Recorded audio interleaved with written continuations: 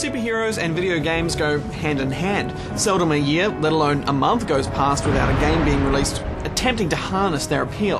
And out of all of the superheroes, it's Spider-Man who's appeared in more video games than any other. Some good, some not so good, and some just downright rancid. The latest to hit consoles is Spider-Man Web of Shadows, and this time around, after a brief encounter with Venom, Spidey gets to choose to be an agent of good or switch to his black suit and do things evilly whenever he likes.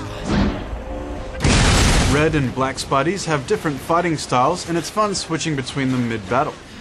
And Jung, the combat is at first quite fun, especially in mid-air, but the missions force you to fight the same bunches of enemies over and over again, and even with the mixing up of the odd elite enemy, it still doesn't offer you a real challenge, and you find yourself just using the same move regardless. So much so that even with the unlocked moves and more advanced moves that come from leveling Spidey, they're not really rewarding enough for you to experiment with. It's true, Badge, the fighting mechanics are functional and pretty tight, and Spidey is animated and moves well. But the tedious battles mean you end up not really caring about how you fight and just trying to get through it, which usually involves bouncing from one enemy to the next until you get motion sickness. It's just easier to button mash, so you end up doing that.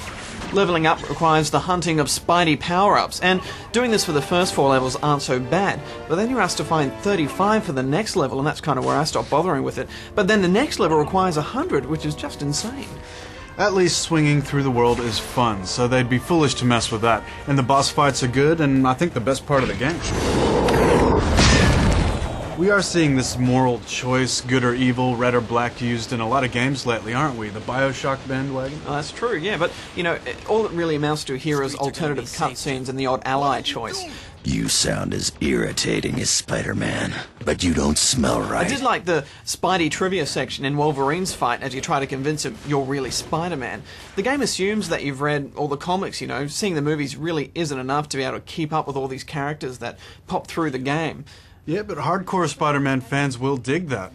And it's an improvement on Spider-Man 3. I give him props for taking the story further without a movie tie-in.